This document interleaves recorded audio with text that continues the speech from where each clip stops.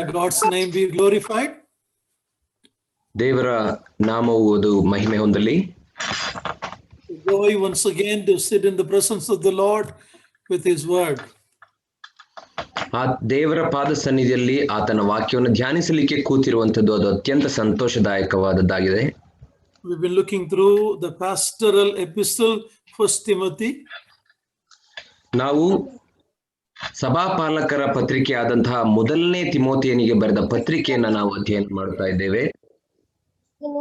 We have come to chapter 2 up to verse 3. ನಾವು 2ನೇ ಅಧ್ಯಾಯದ 3ನೇ ವಚನದವರೆಗೆ ಅಧ್ಯಯನವನ್ನು ಮಾಡ್ತಾ ಬಂದಿದ್ದೇವೆ.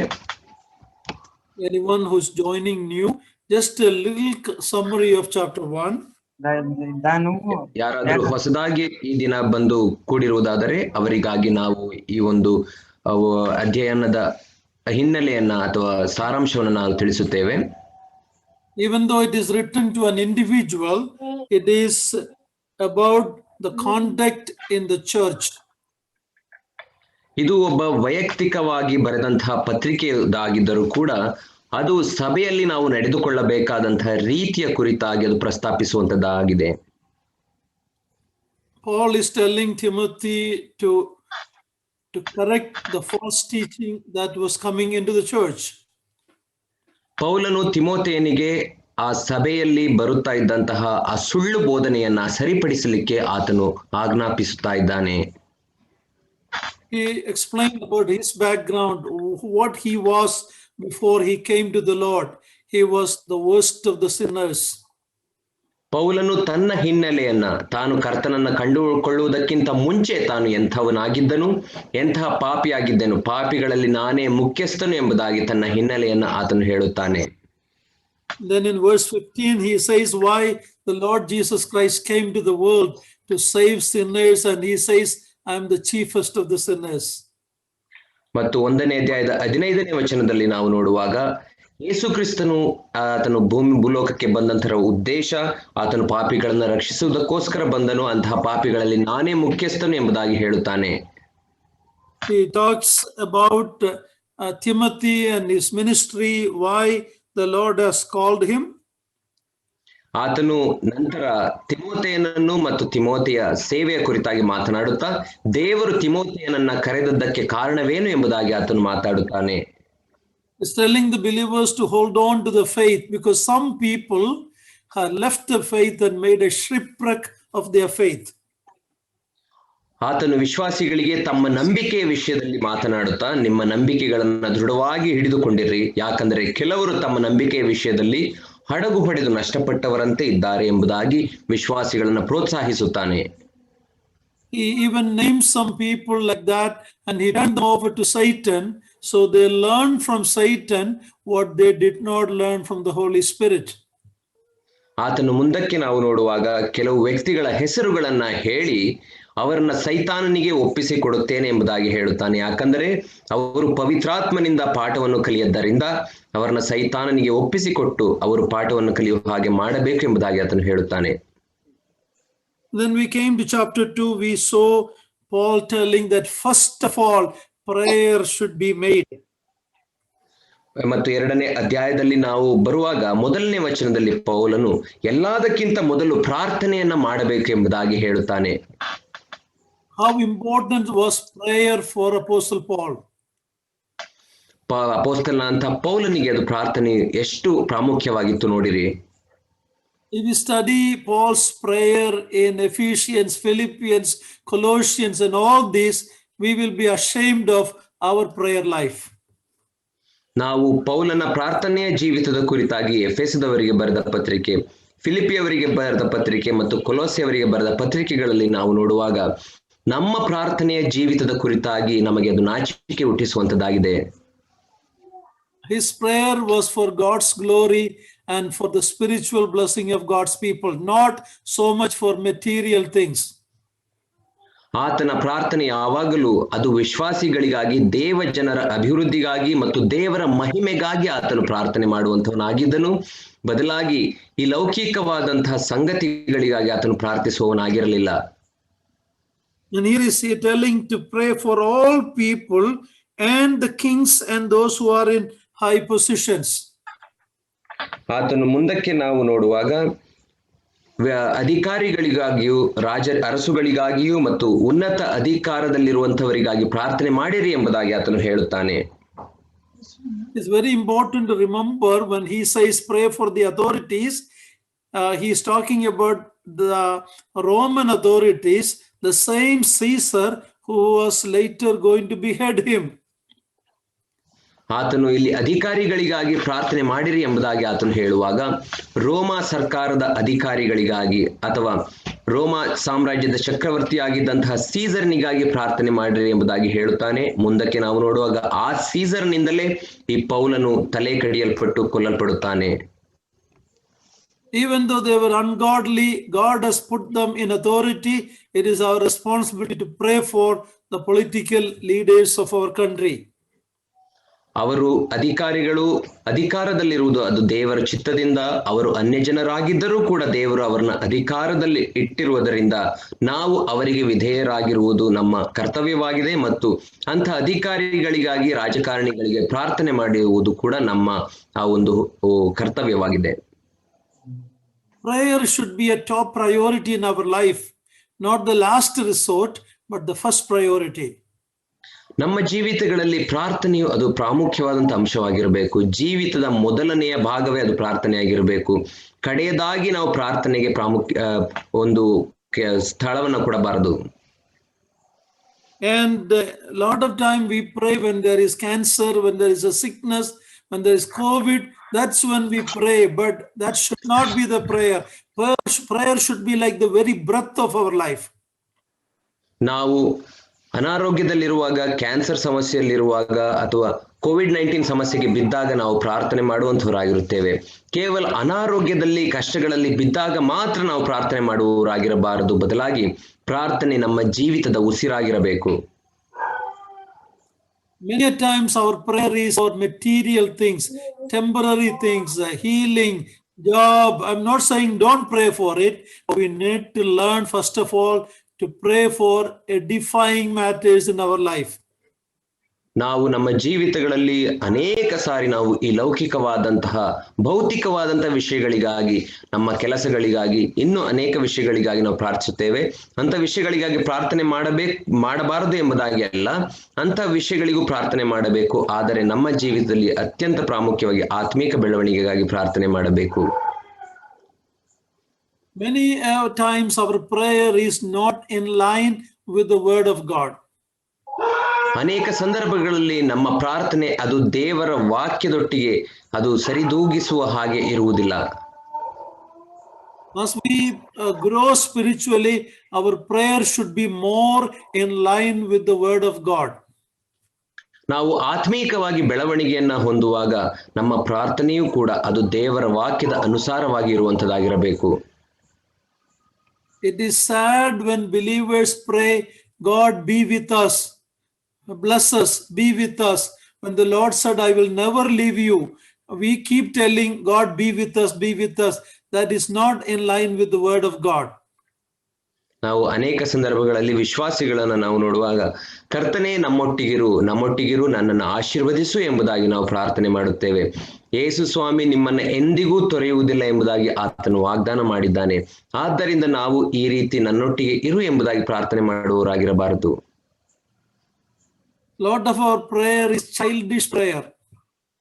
ಅನೇಕ ಸಂದರ್ಭಗಳಲ್ಲಿ ನಮ್ಮ ಪ್ರಾರ್ಥನೆ ಅದು ಚಿಕ್ಕ ಮಕ್ಕಳ ಹಾಗೆ ಇರುವಂತಹ ಪ್ರಾರ್ಥನೆಯಾಗಿದೆ. So let us give a priority to prayer. Let our prayer be God pleasing.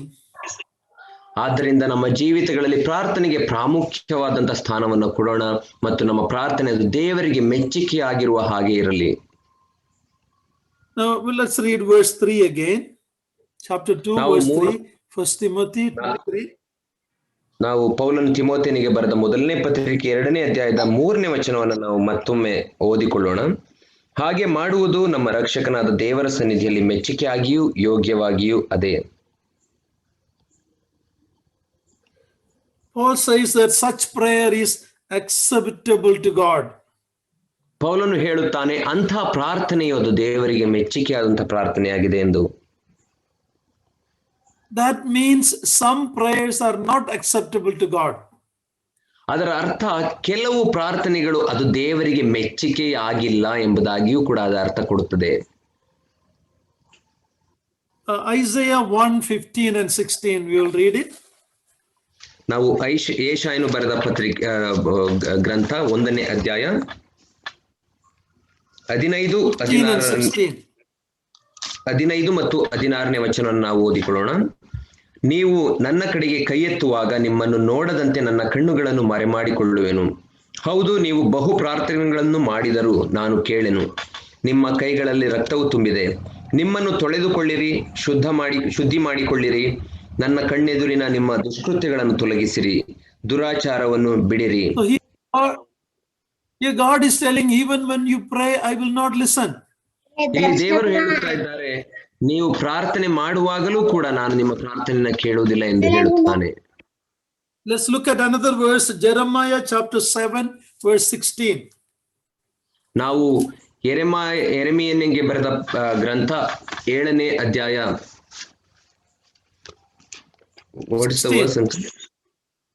16ನೇ ವಚನವನ್ನು ನಾವು ನೋಡಿಕೊಳ್ಳೋಣ. ಯೆರೆಮೀಯ 7ನೇ ಅಧ್ಯಾಯ 16ನೇ ವಚನ.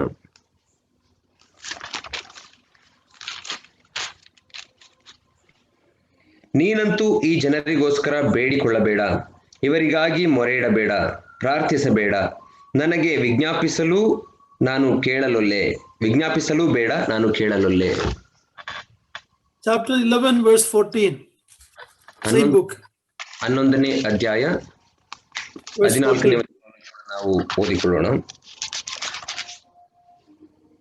ಆದ ಕಾರಣ ಈ ಜನರಿಗೋಸ್ಕರ ಬೇಡಿಕೊಳ್ಳಬೇಡ, ಇವರಿಗಾಗಿ ಮೊರೆ ಇಡಬೇಡ, ಪ್ರಾರ್ಥಿಸಲು ಬೇಡ. ಅವರು ತಮ್ಮ ಕೇಡಿನ ನಿಮಿತ್ತ ನನಗೆ ಮೊರೆ ಇಡುವಾಗ ನಾನು ಕೇಳೆನು. Some prayers are not acceptable to God. God said, I don't want your prayer. ಕೆಲವು ಪ್ರಾರ್ಥನೆಗಳು ದೇವರಿಗೆ ಅದು ಮೆಚ್ಚುಗೆ ಆಗಿಲ್ಲ. ಇಲ್ಲಿ ದೇವರು ಹೇಳುತ್ತಾನೆ, ನಿಮ್ಮ ಪ್ರಾರ್ಥನೆ ನನಗೆ ಬೇಡ ಎಂಬುದಾಗಿ. Chapter 14 verse 11. ಅದೇ ರೀತಿ Jeremiah 14 verse 11. ಯೆರೆಮೀಯನ ಗ್ರಂಥ 14ನೇ ಅಧ್ಯಾಯ 11ನೇ ವಚನವನ್ನು ನಾವು ಓದಿಕೊಳ್ಳೋಣ. ಮತ್ತು ಯೆಹೋವನು ನನಗೆ ಈ ಜನರ ಹಿತವನ್ನು ಬಯಸಿ ಇವರಿಗೋಸ್ಕರ ಪ್ರಾರ್ಥನೆ ಮಾಡಬೇಡ. Psalm 66 verse 18. ಕೀರ್ತನೆ 66ನೇ ಅಧ್ಯಾಯ 18ನೇ ವಚನ.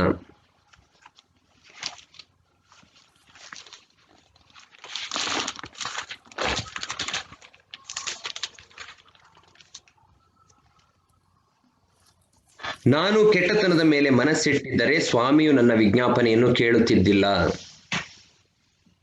There are so many verses in the Bible that talks about prayer that is not acceptable to God. ಸತ್ಯವೇದದಲ್ಲಿ ನಾವು ನೋಡುವಾಗ ಅನೇಕ ವಚನಗಳು ಅದು ದೇವರಿಗೆ ಮೆಚ್ಚುಗೆ ಆಗದಂತಹ ಪ್ರಾರ್ಥನೆಯ ಕುರಿತಾಗಿ ಮಾತನಾಡುತ್ತವೆ. ನಾವು ಪ್ರಾರ್ಥಿಸುವಾಗ ದೇವರು ಕೇಳುವುದಿಲ್ಲ ಎಂಬುದಾಗಿ ಅವು ಹೇಳುತ್ತವೆ. In Proverbs, we read that if you don't take heed to the word of God, their prayer God will not hear. Pardon me, uncle, would you please repeat it? Hear you. If we don't listen to God's word and obey it, God will not listen to our prayer. ನಾವು ಜ್ಞಾನೋಕ್ತಿಯ ಪುಸ್ತಕದಲ್ಲಿ ನಾವು ನೋಡುವಾಗ ನಾವು ದೇವರ ವಾಕ್ಯಕ್ಕೆ ದೇವರ ಮಾತನ್ನ ಕೇಳದೆ ಹೋದರೆ ಆತನು ನಮ್ಮ ಮಾತನ್ನು ಕೇಳುವುದಿಲ್ಲ, ನಮ್ಮ ಪ್ರಾರ್ಥನೆಗಳನ್ನು ಆತನು ಲಾಲಿಸುವುದಿಲ್ಲ ಎಂಬುದಾಗಿ ನಾವು ನೋಡುತ್ತೇವೆ. If we keep sin in our life and pray, God will not hear. ನಾವು ನಮ್ಮ ಜೀವಿತದಲ್ಲಿ ಪಾಪವನ್ನು ಇಟ್ಟುಕೊಂಡು ದೇವರಿಗೆ ಪ್ರಾರ್ಥನೆ ಮಾಡುವಾಗ ದೇವರು ನಮ್ಮ ಪ್ರಾರ್ಥನೆಯನ್ನು ಕೇಳುವುದಿಲ್ಲ. 1 John 5:14. Please read that. 1 John 5:14. 1 ಯೋಹಾನನ ಪತ್ರಿಕೆ 1ನೇ ಅಧ್ಯಾಯ 14ನೇ ವಚನವನ್ನು ನಾವು 5:14. 5ನೇ ಅಧ್ಯಾಯ 14ನೇ ವಚನವನ್ನು ನಾವು ನೋಡಿಕೊಳ್ಳೋಣ. 1 ಯೋಹಾನನ ಪತ್ರಿಕೆ 5ನೇ ಅಧ್ಯಾಯ 14ನೇ ವಚನ. ಮತ್ತು ನಾವು ದೇವರ ಚಿತ್ತಾನುಸಾರವಾಗಿ ಏನಾದರೂ ಬೇಡಿಕೊಂಡರೆ ಆತನು ನಮ್ಮ ವಿಜ್ಞಾಪನೆಯನ್ನು ಕೇಳುತ್ತಾನೆಂಬ ಧೈರ್ಯವು ಆತನ ವಿಷಯವಾಗಿ ನಮಗುಂಟು. Our prayer should be according to the will of God. ಆದ್ದರಿಂದ ನಮ್ಮ ಪ್ರಾರ್ಥನೆಯು ಅದು ದೇವರ ಚಿತ್ತಾನುಸಾರವಾಗಿ ಇರಬೇಕು. It should be in the name of the Lord Jesus Christ. ಅದು ಯೇಸು ಕ್ರಿಸ್ತನ ಕರ್ತನಾದ ಯೇಸು ಕ್ರಿಸ್ತನ ಹೆಸರಿನಲ್ಲಿ ಕೇಳುವಂತಹ ಪ್ರಾರ್ಥನೆ ಆಗಿರಬೇಕು. It is for the glory of God the Father. ಅದು ತಂದೆಯಾದ ದೇವರ ಮಹಿಮೆಗಾಗಿ ಮಾಡುವಂತ ಪ್ರಾರ್ಥನೆ ಆಗಿರಬೇಕು. It is by the helping of the Holy Spirit. ಅದು ಪವಿತ್ರಾತ್ಮನ ಸಹಾಯದಿಂದ ಮಾಡುವಂತ ಪ್ರಾರ್ಥನೆ ಆಗಿರಬೇಕು.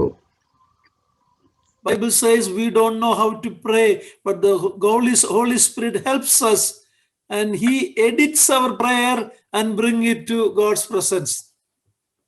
ನಾವು ಸತ್ಯವೇದದಲ್ಲಿ ನಾವು ನೋಡುವಾಗ ನಮಗೆ ಪ್ರಾರ್ಥನೆ ಮಾಡುವುದು ಹೇಗೆ ಎಂಬುದಾಗಿ ತಿಳಿಯದ್ದರ ಕಾರಣ ಪವಿತ್ರಾತ್ಮನು ಆತನು ನಮ್ಮೊಳಗಿದ್ದುಕೊಂಡು ಆತನು ಪ್ರಾರ್ಥನೆ ಮಾಡುತ್ತಾನೆ. ನಮ್ಮ ಪ್ರಾರ್ಥನೆಗಳನ್ನ ಸರಿಪಡಿಸಿ ಆತನು ದೇವರ ಬಳಿಗೆ ತೆಗೆದುಕೊಂಡು ಹೋಗುತ್ತಾನೆ. Thank God for the ministry of the Holy Spirit. ಪವಿತ್ರಾತ್ಮನ ಸೇವೆಗಾಗಿ ನಾವು ದೇವರಿಗೆ ಸ್ತೋತ್ರ ಸಲ್ಲಿಸೋಣ. But when we come to 1 Timothy 2:3, it says, this is pleasing in the sight of God our Savior. ನಾವು 1 ತಿಮೋಥೆಯನ ಪತ್ರಿಕೆ 2ನೇ ಅಧ್ಯಾಯ 3ನೇ ವಚನಕ್ಕೆ ಬರುವಾಗ ಇದು ಹಾಗೆ ಮಾಡುವುದು ನಮ್ಮ ರಕ್ಷಕನಾದ ದೇವರ ಸನ್ನಿಧಿಯಲ್ಲಿ ಮೆಚ್ಚುಗೆಯಾಗಿಯೂ ಯೋಗ್ಯವಾಗಿಯೂ ಅದೇ ಎಂದು ನೋಡುತ್ತೇವೆ. Verse 4 says, who desires all people to be saved and to come to the knowledge of the truth. ನಾವು 4ನೇ ವಚನದಲ್ಲಿ ನಾವು ನೋಡುವಾಗ ಎಲ್ಲಾ ಮನುಷ್ಯರು ರಕ್ಷಣೆಯನ್ನು ಹೊಂದಿ ಸತ್ಯದ ಜ್ಞಾನಕ್ಕೆ ಸೇರಬೇಕೆಂಬುದು ಆತನ ಚಿತ್ತವಾಗಿದೆ ಎಂದು ನೋಡುತ್ತೇವೆ. We read about the will of God.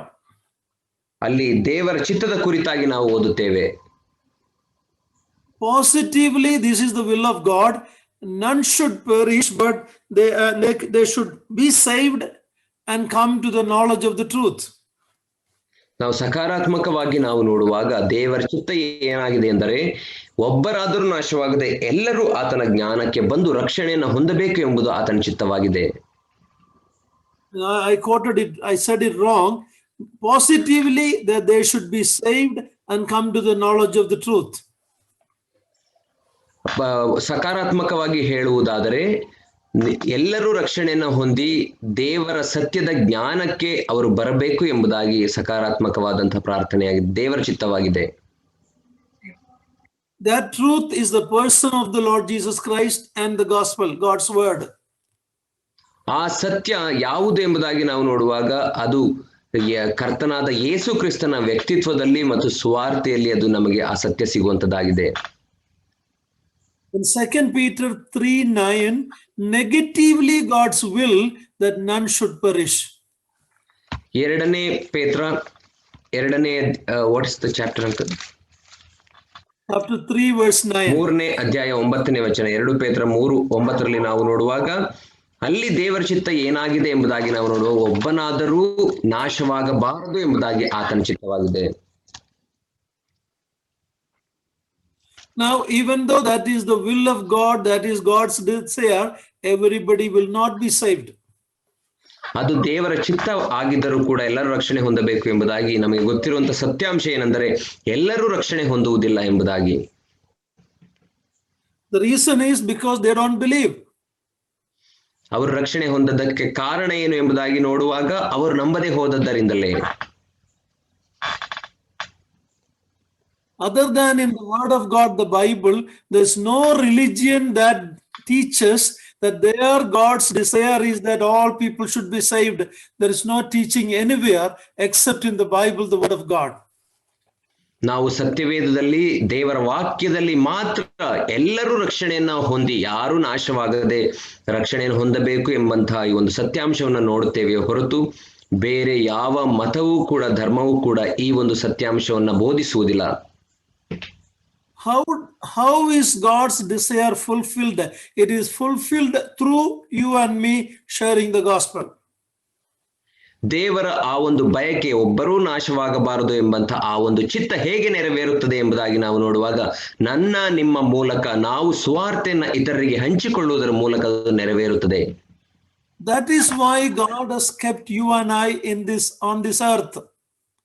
ಆದ್ದರಿಂದಲೇ ಸುವಾರ್ತೆಯನ್ನು ಹಂಚಬೇಕು ಎಂಬಂತ ಉದ್ದೇಶದಿಂದಲೇ ದೇವರು ನನ್ನನ್ನ ನಿಮ್ಮನ್ನ ಈ ಭೂಮಿಯ ಮೇಲೆ ಇಟ್ಟಿದ್ದಾನೆ. In this chapter, how we can do that, 3 ways are mentioned how we can fulfill that desire of God. ಈ ಒಂದು ಅಧ್ಯಾಯದಲ್ಲಿ 1 ತಿಮೋಥೆಯನಿಗೆ ಬರೆದ ಪತ್ರಿಕೆ 2ನೇ ಅಧ್ಯಾಯದಲ್ಲಿ ಆ ಒಂದು ದೇವರ ಚಿತ್ತ ನೆರವೇರಲಿಕ್ಕೆ ಇರುವಂತಹ 3 ಮಾರ್ಗಗಳನ್ನ ಕುರಿತಾಗಿ ಇಲ್ಲಿ ತಿಳಿಸಲ್ಪಟ್ಟಿದೆ. In verse 1, it is through praying for all men for their salvation. ಮೊದಲನೇದಾಗಿ 2ನೇ ಅಧ್ಯಾಯದ 1ನೇ ವಚನದಲ್ಲಿ ನಾವು ನೋಡುವಾಗ ನಾವು ಎಲ್ಲಾ ಮನುಷ್ಯರಿಗೋಸ್ಕರ ಅವರ ರಕ್ಷಣೆಗೋಸ್ಕರ ಪ್ರಾರ್ಥನೆ ಮಾಡುವಾಗ ಅದು ನೆರವೇರುವಂತದ್ದಾಗಿದೆ. In verse 7, he says, "For this I am appointed a preacher and an apostle." 7ನೇ ವಚನದಲ್ಲಿ 2ನೇ ಅಧ್ಯಾಯದ 7ನೇ ವಚನದಲ್ಲಿ ನಾವು ನೋಡುವಾಗ ಈ ಒಂದು ಕಾರಣಕ್ಕಾಗಿಯೇ ನಾನು ಬೋಧಿಸುವವನಾಗಿ ಅಪೋಸ್ತಲನಾಗಿ ದೇವರಿಂದ ನೇಮಿಸಲ್ಪಟ್ಟೆನು ಎಂಬುದಾಗಿ ಆತನು ಹೇಳುತ್ತಾನೆ. So first, you fulfill God's will for salvation of people through us praying for them. ಮೊದಲನೇದಾಗಿ ಎಲ್ಲಾ ಮನುಷ್ಯರು ರಕ್ಷಣೆಯನ್ನು ಹೊಂದಬೇಕು ಎಂಬಂತ ದೇವರ ಚಿತ್ತವನ್ನು ನೆರವೇರಿಸುವ ಮಾರ್ಗ ಯಾವುದು ಎಂಬುದಾಗಿ ನೋಡುವಾಗ ನಾವು ಪ್ರಾರ್ಥಿಸುವಾಗ ಅದು ನೆರವೇರುತ್ತದೆ. Secondly, when we preach the word of God or when we share the word of God, like Paul was doing, we have to do that. ಎರಡನೆಯ ಮಾರ್ಗ ಯಾವುದು ಎಂಬುದಾಗಿ ನಾವು ನೋಡುವಾಗ ಪೌಲನು ಯಾವ ರೀತಿ ಆತನು ಸುವಾರ್ತೆನ ಹಂಚುತ್ತಾ ಇದ್ದನೋ ಬೋಧಿಸುತ್ತಾ ಇದ್ದನೋ ಹಾಗೆ ನಾವು ಕೂಡ ಸುವಾರ್ತೆನ ಹಂಚುವಾಗ ಬೋಧಿಸುವಾಗ ಆ ದೇವರ ಚಿತ್ತ ನೆರವೇರುವಂತದ್ದಾಗಿದೆ. Thirdly, from verse 8 to 15, we are not going to read it now. From 8 to 15, it is our conduct, our life that will help the gospel to spread. ನಾವು ಮೂರನೆಯ ಮಾರ್ಗ ಯಾವುದು ದೇವರ ಚಿತ್ತ ನೆರವೇರುವ ಮಾರ್ಗ ಎಂಬುದಾಗಿ ನಾವು ನೋಡುವ 8ರಿಂದ 15ನೇ ವಚನ, ಅದನ್ನು ನಾವು ಈಗ ಓದಿಕೊಳ್ಳುವುದಿಲ್ಲ. ಅಲ್ಲಿ ನಾವು ನೋಡುವಾಗ ನಮ್ಮ ನಡವಳಿಕೆಗಳಿಂದಲೇ ದೇವರಿಗೆ ಮೆಚ್ಚುಗೆಯಾದಂತಹ ನಡವಳಿಕೆಯನ್ನು ನಾವು ಜೀವಿಸುವ ಮೂಲಕ ನಾವು ಇತರರನ್ನ ರಕ್ಷಿಸುತ್ತೇವೆ ಎಂಬುದಾಗಿ ಅಲ್ಲಿ ನೋಡುತ್ತೇವೆ. So through prayer, ಮೊದಲನೇದಾಗಿ ಪ್ರಾರ್ಥನೆಯ ಮೂಲಕ, through preaching the word of God, the gospel, ಎರಡನೇದಾಗಿ ದೇವರ ವಾಕ್ಯವನ್ನ ಅಥವಾ ಸುವಾರ್ತೆನ ಸಾರುವುದರ ಮೂಲಕ, thirdly, for our pattern of our life, what kind of a life we live, that itself is an epistle. ಮೂರನೇದಾಗಿ ನಮ್ಮ ಜೀವಿತ ಯಾವ ರೀತಿಯಾದಂತಹ ಜೀವಿತ ಮತ್ತು ನಡವಳಿಕೆಯನ್ನು ನಾವು ಜೀವಿಸುತ್ತೇವೆ ಎಂಬುದೇ ಅದು ನಮ್ಮ ಒಂದು ಸುವಾರ್ತೆಯಾಗಿದೆ. Someone said like this, always preach the gospel, if needed use words. ಒಬ್ಬರು ಈ ರೀತಿಯಾಗಿ ಹೇಳಿದರು, ಏನೆಂದರೆ ಯಾವಾಗಲೂ ದೇವರ ವಾಕ್ಯವನ್ನ ಸಾರುವವನಾಗಿರು, ಸಾಧ್ಯವಾದರೆ ಮಾತುಗಳನ್ನ ಉಪಯೋಗಿಸು, ಬೇಕಾದರೆ ಮಾತ್ರ ಮಾತುಗಳನ್ನ ಉಪಯೋಗಿಸು ಎಂಬುದಾಗಿ. I will say it a little differently, Niranjan. ಯಾವಾಗಲೂ ಸುವಾರ್ತೆ ಸಾರಿರಿ, ಬೇಕಾದರೆ ಪದಗಳನ್ನು ಉಪಯೋಗಿಸಿರಿ. That simply means ನಮ್ಮ ಜೀವನವೇ ಒಂದು ಸುವಾರ್ತೆಯಾಗಿರಬೇಕು. Our life is an epistle, as Paul tells. That is the best way to impact people with the gospel. ನಮ್ಮ ಜೀವಿತವೇ ಅದು ಸುವಾರ್ತೆಯ ರೀತಿಯಲ್ಲಿ ಇರಬೇಕು. ನಮ್ಮ ನಡವಳಿಕೆಗಳ ಮೂಲಕವೇ ಜನರು ದೇವರ ಬಳಿಗೆ ಬರಬೇಕು. So God's will is that all should be saved and come to the knowledge of the truth, but that has to happen through my life and your life, by prayer, by sharing the gospel, by living the gospel. ದೇವರ ಚಿತ್ತ ಎಲ್ಲಾ ಮನುಷ್ಯರು ಕೂಡ ಸತ್ಯದ ಪರಿಜ್ಞಾನಕ್ಕೆ ಬಂದು ರಕ್ಷಣೆಯನ್ನು ಹೊಂದಬೇಕು ಎಂಬುದಾಗಿ ಆಗಿದೆ. ಆದರೆ ಅದು ನೆರವೇರುವುದು ಹೇಗೆ ಎಂಬುದಾಗಿ ನಾವು ನೋಡುವಾಗ, ಮೊದಲನೇದಾಗಿ ನಾವು ಪ್ರಾರ್ಥನೆ ಮಾಡುವುದರ ಮೂಲಕ, ಎರಡನೇದಾಗಿ ದೇವರ ವಾಕ್ಯವನ್ನು ನಾವು ಸಾರುವುದರ ಮೂಲಕ ಅಥವಾ ಹಂಚಿಕೊಳ್ಳುವುದರ ಮೂಲಕ, ಮೂರನೇದಾಗಿ ನಮ್ಮ ಜೀವಿತದ ನಡವಳಿಕೆಗಳ ಮೂಲಕವೇ ಅದು ನೆರವೇರುವಂತದ್ದಾಗಿದೆ. It is sad today when you look at majority of the believers that come to the brethren assemblies, other than coming to the meetings, they have no involvement in gospel sharing. ನಾವು ಈ ದಿನಗಳಲ್ಲಿ ವಿಶ್ವಾಸಿಗಳನ್ನು ನಾವು ನೋಡುವಾಗ, ಮುಖ್ಯವಾಗಿ ಸಹೋದರ ಸಭೆಗಳ ವಿಶ್ವಾಸಿಗಳನ್ನು ನಾವು ನೋಡುವಾಗ, ಅವರು ದೇವರ ಸನ್ನಿಧಿಗೆ ಸಭೆಗೆ ಬಂದು ಕೂಡಿ ದೇವರ ವಾಕ್ಯವನ್ನು ಕೇಳುವುದನ್ನು ಬಿಟ್ಟು ಅವರು ಯಾವ ರೀತಿಯಲ್ಲೂ ತಮ್ಮನ್ನ ಸುವಾರ್ಥ ಸೇವೆಯಲ್ಲಿ ತೊಡಗಿಸಿಕೊಳ್ಳುವುದಿಲ್ಲ. This is God's desire, and you and I are kept in this world to fulfill that purpose. ಇದೇ ದೇವರ ಚಿತ್ತವಾಗಿದೆ. ಆ ಕಾರಣದಿಂದಲೇ ನಾವು ಈ ಭೂಲೋಕದಲ್ಲಿ ಇಡಲ್ಪಟ್ಟಿದ್ದೇವೆ ಸುವಾರ್ತೆಯನ್ನ ಸಾರುವುದಕ್ಕಾಗಿ. And we should be, people should be saved and come to the knowledge of truth. That means after getting saved, they should be edified in the word, they should grow to the maturity of the person of the Lord Jesus Christ, to his sarupya. ನಾವು ನೋಡುವಾಗ ಮನುಷ್ಯರಿಗೆ ದೇವರ ಸುವಾರ್ತೆಯನ್ನು ಸಾರಬೇಕು, ಅವರು ದೇವರ ರಕ್ಷಣೆಯನ್ನು ಹೊಂದಿದ ನಂತರ ದೇವರ ಪರಿಜ್ಞಾನದಲ್ಲಿ ಅವರು ಬೆಳೆಯಬೇಕು ಮತ್ತು ಕ್ರಿಸ್ತನ ಸಾರೂಪ್ಯಕ್ಕೆ ಮಾರ್ಪಡುವಂತಹ ಜೀವಿತವನ್ನು ಅವರು ಜೀವಿಸಬೇಕು. ಇದೇ ದೇವರ ಚಿತ್ತವಾಗಿದೆ. That's answer to all the problems in our life, growing and coming into conformity with the Lord Jesus Christ. ನಮ್ಮ ಜೀವಿತದಲ್ಲಿ ಇರುವಂತಹ ಎಲ್ಲಾ ಸಮಸ್ಯೆಗಳಿಗೂ ಇದೇ ಉತ್ತರವಾಗಿದೆ. ಅದೇನೆಂದರೆ ನಾವು ಆತ್ಮೀಕವಾಗಿ ಬೆಳೆಯುವವರಾಗಿ ಕರ್ತನಾದ ಯೇಸು ಕ್ರಿಸ್ತನ ಸಾರೂಪ್ಯಕ್ಕೆ ಮಾರ್ಪಡುವುದೇ ನಮ್ಮ ಎಲ್ಲಾ ಸಮಸ್ಯೆಗಳಿಗಿರುವಂತಹ ಪರಿಹಾರವಾಗಿದೆ.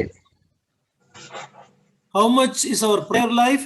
How much is our gospel sharing life? Examine each one. ನಮ್ಮನ್ನು ನಾವು ಪರೀಕ್ಷಿಸಿಕೊಳ್ಳೋಣ. ನಮ್ಮ ಪ್ರಾರ್ಥನೆಯ ಜೀವಿತ ಎಷ್ಟಾಗಿದೆ ಮತ್ತು ನಮ್ಮ ಸುವಾರ್ಥ ಸೇವೆ ಅದು ಯಾವ ರೀತಿಯಲ್ಲಿ ನಾವು ಮಾಡುತ್ತಾ ಇದ್ದೇವೆ ಎಂಬುದಾಗಿ ನಮ್ಮನ್ನು ನಾವು ಪರೀಕ್ಷಿಸಿಕೊಳ್ಳೋಣ. Now let's read verse 5 and 6. ನಾವು ಈಗ 5 ಮತ್ತು 6ನೇ ವಚನವನ್ನ ಓದಿಕೊಳ್ಳೋಣ. ಏಕೆಂದರೆ ದೇವರು ಒಬ್ಬನೇ, ದೇವರಿಗೂ ಮನುಷ್ಯರಿಗೂ ಮಧ್ಯಸ್ಥನು ಒಬ್ಬನೇ, ಆತನು ಮನುಷ್ಯನಾಗಿರುವ ಕ್ರಿಸ್ತ ಯೇಸುವೆ. ಆತನು ಎಲ್ಲರ ವಿಮೋಚನಾರ್ಥವಾಗಿ ತನ್ನನ್ನು ಒಪ್ಪಿಸಿಬಿಟ್ಟನು. ಇದೇ ತಕ್ಕ ಸಮಯಗಳಲ್ಲಿ ಹೇಳಬೇಕಾದ ಸಾಕ್ಷಿಯು. Now in these two verses we read about God and his work in Jesus Christ. ನಾವು ಈ 2 ವಚನಗಳಲ್ಲಿ ನಾವು ನೋಡುವಾಗ ಇಲ್ಲಿ ದೇವರ ಕಾರ್ಯ, ತನ್ನ ಮಗನಾಂತ ಯೇಸು ಕ್ರಿಸ್ತನ ಮೂಲಕ ದೇವರ ಕಾರ್ಯ ಯಾವ ರೀತಿ ನಡೆಯುತ್ತದೆ ಎಂದು ನಾವು ನೋಡುತ್ತೇವೆ. The first part says there is one God. ಮೊದಲನೇ ಆ ಒಂದು ಭಾಗ ಅದು ಹೇಳುತ್ತದೆ ದೇವರು ಒಬ್ಬನೇ ಎಂಬುದಾಗಿ. That is basically what we learn in Deuteronomy chapter 6 verse 4, the Shema, the statement given to Israel, "Hear, O Israel, our Lord is one." ನಾವು ಅದನ್ನೇ ಧರ್ಮೋಪದೇಶ ಕಂಡ 6ನೇ ಅಧ್ಯಾಯ 4ನೇ ವಚನದಲ್ಲಿ ನಾವು ನೋಡುತ್ತೇವೆ. ಅದನ್ನ ಶಮ ಎಂಬುದಾಗಿ ಇಬ್ರಿಯ ಭಾಷೆಯಲ್ಲಿ ಹೇಳುತ್ತೇವೆ. ಅಂದರೆ ಅಲ್ಲಿ ಇಸ್ರಾಯೇಲರಿಗೆ ದೇವರು ಕೊಡುವಂತಹ ಕರೆ, ಕೇಳು ಓ ಇಸ್ರಾಯೇಲ್ ಜನಾಂಗವೇ, ನಿನಗಿರುವಂತಹ ದೇವರು ಆತನು ಒಬ್ಬನೇ, ಯೆಹೋವನೇ ಆ ದೇವರು ಎಂಬುದಾಗಿ ಅಲ್ಲಿ ಹೇಳುತ್ತದೆ. So one God, that is that basically the teaching from the Old Testament. ದೇವರು ಒಬ್ಬನೇ, ಒಂದೇ ದೇವರು ಎಂಬಂತಹ ಸತ್ಯವನ್ನೇ ಹಳೆ ಒಡಂಬಡಿಕೆಯ ಮೂಲಭೂತವಾದಂತಹ ಬೋಧನೆಯಾಗಿದೆ.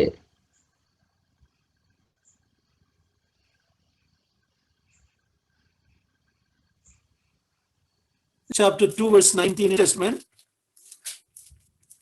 Uncle, there is network problem on your side, uncle. Would you please repeat it? James chapter 2 verse 19 in the New Testament says that even Satan believes there is only one God.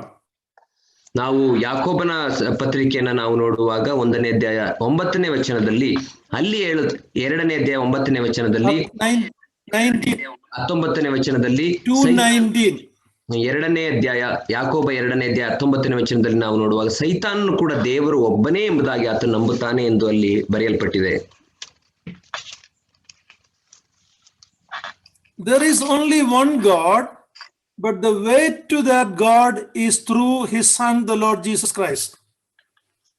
ದೇವರು ಒಬ್ಬನೇ, ಆ ಒಬ್ಬನೇ ದೇವರ ಬಳಿಗೆ ಹೋಗಲಿಕ್ಕೆ ಇರುವಂತಹ ಮಾರ್ಗವೂ ಕೂಡ ಅದು ಒಂದೇ. ಅದು ಯಾವುದು ಎಂಬುದಾಗಿ ನಾವು ನೋಡುವಾಗ ದೇವರ ಮಗನಾಂತ ಯೇಸು ಕ್ರಿಸ್ತನ ಮೂಲಕವೇ ಅದು ಮಾರ್ಗವಾಗಿದೆ.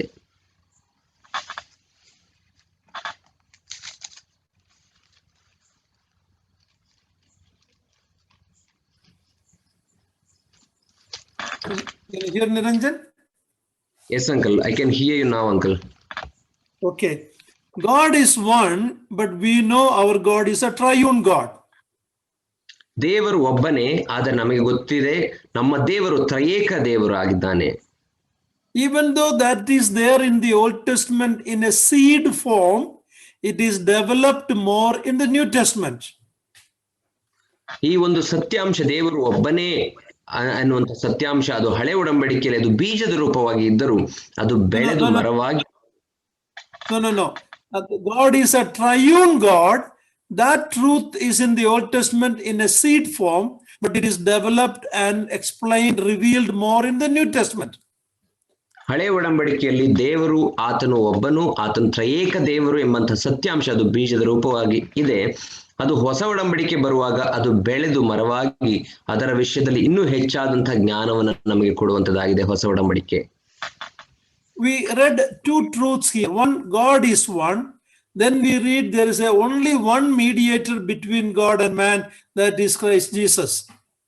ನಾವು ಈ ವಚನದಲ್ಲಿ ಎರಡು ಸತ್ಯಾಂಶಗಳನ್ನ ತಿಳಿದುಕೊಂಡೆವು. ಅದೇನೆಂದರೆ ದೇವರು ಒಬ್ಬನೇ ದೇವರಿಗೆ ಇರುವಂತಹ ಮಧ್ಯಸ್ಥನು ಒಬ್ಬನೇ, ಆತನು ಕರ್ತನಾದಂತಹ ಯೇಸು ಕ್ರಿಸ್ತನು ಎಂಬುದಾಗಿ. That there is one God, that is a message entrusted to Israel in the Old Testament. ದೇವರು ಒಬ್ಬನೇ ಎಂಬಂತಹ ಆ ಒಂದು ಸತ್ಯಾಂಶ, ಅದು ಸಂದೇಶ, ಅದು ಹಳೆ ಒಡಂಬಡಿಕೆಯಲ್ಲಿ ಇಸ್ರಾಯೇಲರಿಗೆ ಕೊಡಲ್ಪಟ್ಟಿರುವಂತಹ ಸಂದೇಶವಾಗಿದೆ. There is one mediator, that is a message entrusted to the New Testament church. ದೇವರಿಗೆ ನಮಗೂ ಇರುವಂತಹ ಮಧ್ಯಸ್ಥನು ಒಬ್ಬನೇ ಎಂಬಂತಹ ಸತ್ಯಾಂಶವು ಅದು ಹೊಸ ಒಡಂಬಡಿಕೆಯ ವಿಶ್ವಾಸಿಗಳಿಗೆ ಕೊಡಲ್ಪಟ್ಟಿರುವಂತಹ ಸತ್ಯಾಂಶವಾಗಿದೆ. Why the oneness of God is emphasized in the Old Testament in connection with Israel? ಯಾಕೆ ದೇವರು ಒಬ್ಬನೇ ಎಂಬಂತಹ ಸತ್ಯಾಂಶವನ್ನ ಇಸ್ರಾಯೇಲರ ಕುರಿತಾಗಿ ಹಳೆ ಒಡಂಬಡಿಕೆಯಲ್ಲಿ ಅದು ಉಲ್ಲೇಖಿಸಲ್ಪಟ್ಟಿದೆ? That is emphasized. ಎತ್ತಿ ತೋರಿಸುವುದು. Why? Because they were living around, the people living around them were idol worshippers. ಯಾಕಂದರೆ ಇಸ್ರಾಯೇಲರ ಸುತ್ತಲೂ ಜೀವಿಸುತ್ತಾ ಇದ್ದಂತಹ ಆ ಜನರು ಅವರು ವಿಗ್ರಹ ಆರಾಧಕರಾಗಿದ್ದರಿಂದಲೇ ದೇವರು ಒಬ್ಬನೇ ಎಂಬಂತಹ ಸತ್ಯಾಂಶವನ್ನು ಇಸ್ರಾಯೇಲರಿಗೆ ಒತ್ತಿ ಹೇಳಲ್ಪಟ್ಟಿದೆ. But in the creation account and in many past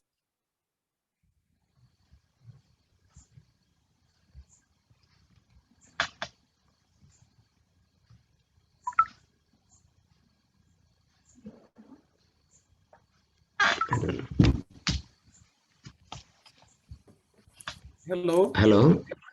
Uncle, there was a network problem on your side. From my side? Yes, uncle. Just wait one second. Yes.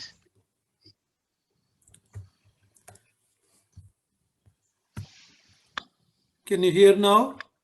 Yes, uncle, it's clear now. Okay.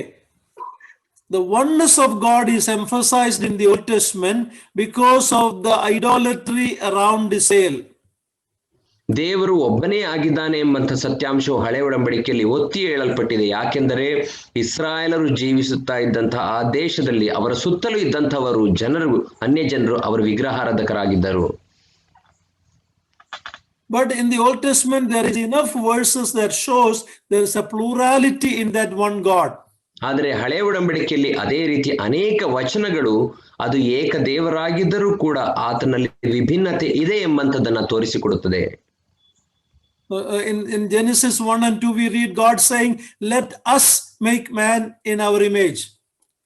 ನಾವು ಆದಿಕಾಂಡ 1ನೇ ಅಧ್ಯಾಯ 2ನೇ ವಚನ 1 ಮತ್ತು 2ನೇ ಅಧ್ಯಾಯದಲ್ಲಿ ನಾವು ನೋಡುತ್ತೇವೆ, ನಮ್ಮ ಸ್ವರೂಪಕ್ಕೆ ತಕ್ಕ ಹಾಗೆ ಮನುಷ್ಯನನ್ನ ಮಾಡೋಣ ಎಂಬುದಾಗಿ ದೇವರು ಮಾತಾಡುವುದನ್ನು ಅಲ್ಲಿ ನಾವು ನೋಡುತ್ತೇವೆ.